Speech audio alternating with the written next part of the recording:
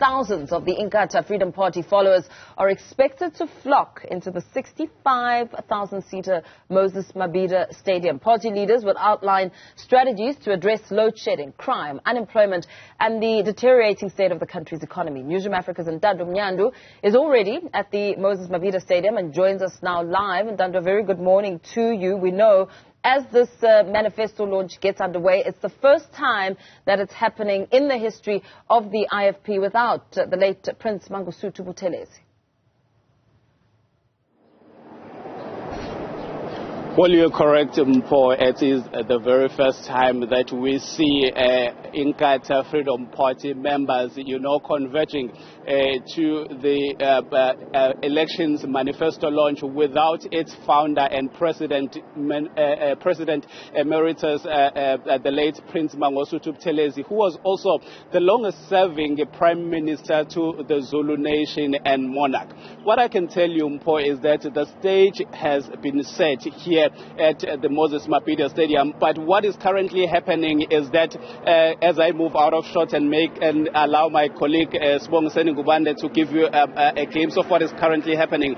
At the gate there, we have not seen any members being allowed in as much as they are camping outside and the surrounding precinct to the Moses Mabhida Stadium. No one has been, been allowed to walk into the stadium, as the gates will be opened any moment from now, and members of the Inkatha Freedom Party clad in the party regalia will then, flock into the stadium to sit in and listen, to the party president, Velenkosi Nihlabisa, who has been very critical, and bashing to other political parties, those parties that have preceded the IFP, in launching their respective election manifestos, the likes of the Economic Freedom Fighters and the likes of the African National Congress, which recently launched its Yangoba rally here at the fully packed Moses Mabhida Stadium. Velenkosi Nihlabisa came hard on them, saying that they are busy, dishing out empty promises as the country, keeps on plunging more and more into debt, keeps on, being inundated with a load shedding that is now a constant feature. As we move and give you a glimpse of how the stage looks like at the moment, as final touches are being made to ensure that this manifesto becomes a success. So right there, you would see that the stage has been set, in as much as there are no people who are on the grandstands, but the IFP is expecting that its members will be able to feel party colors in those grandstands, as you would see down there, the face of the founding president of Inkatha Freedom Party, the late Prince Mangosuthu Buthelezi. And it will be very interesting to see how the party moves forward, because it has been on a sympathy card, trying to lose supporters in the name of the late founder and president emeritus Prince Mangosuthu Buthelezi. So it will be very interesting to see how the party moves forward in the absence of its founder, and as it dishes out promises ahead of the May 29 elections.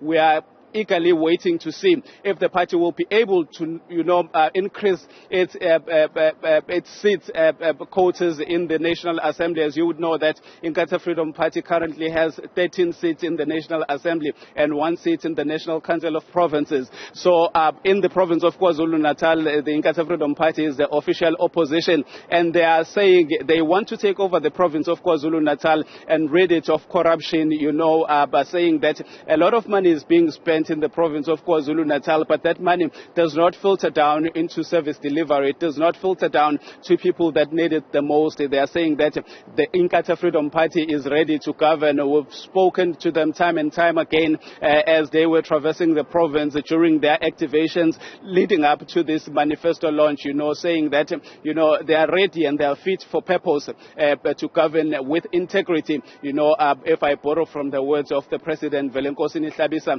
saying that it's time now people of KwaZulu-Natal and the country at large, voted for a party that has a track record, a proven track record, citing that during the first 10 years into democracy, you would know that from 1994 to 2004, Inkatha Freedom Party was the ruling party in KwaZulu-Natal. We had the premier from Inkatha Freedom Party. So things then turned from 2004 up to now, as the party has been, chasing shadows, trying to reclaim its glory in the province of KwaZulu-Natal. So we are eagerly waiting to see what will be presented by the president of Inkatha Freedom Party during this manifesto launch. Ntando, as you speak about the party having a full track record, we know that its gains in previous local polls boosted the IFP's confidence and making it believe that it perhaps has a better chance to win KZN from the governing party. But some have argued about the emergence of Umkhonto weSizwe party, that perhaps with the emergence of the MK party, the IFP's vision or boost may be a pipe dream. How's that looking? You're correct, Mpho. The party's fortunes have been dented severely with the emergence of Umkhonto weSizwe, and the fact that it is endorsed by one of the most popular figures in the province of KwaZulu-Natal and the country at large, the former president Jacob Gedleyihlekisa Zuma from Nkandla. You would know that in some by-elections, particularly in Upongolo and in Vryheid, in as much as Inkatha Freedom Party was able, to snatch some of the wards from the ANC.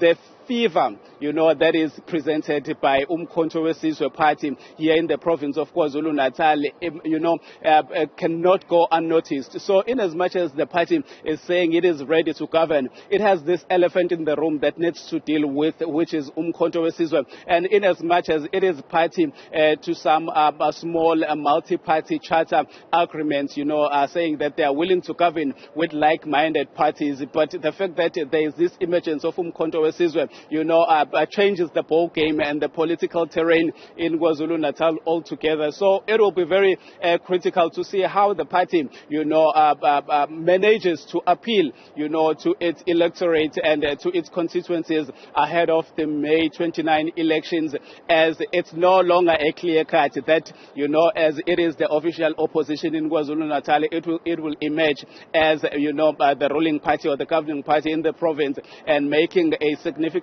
impact or inroads nationally. So your guess is as good as mine as to how will the party perform, Mpho. Very well, Ntando Mnyandu, of course, giving us a sense of what's happening on the ground in the Moses Mabhida Stadium ahead of the IFP's election manifesto, a matter that we will continue to touch on as and when the developments and the crowds start to gather.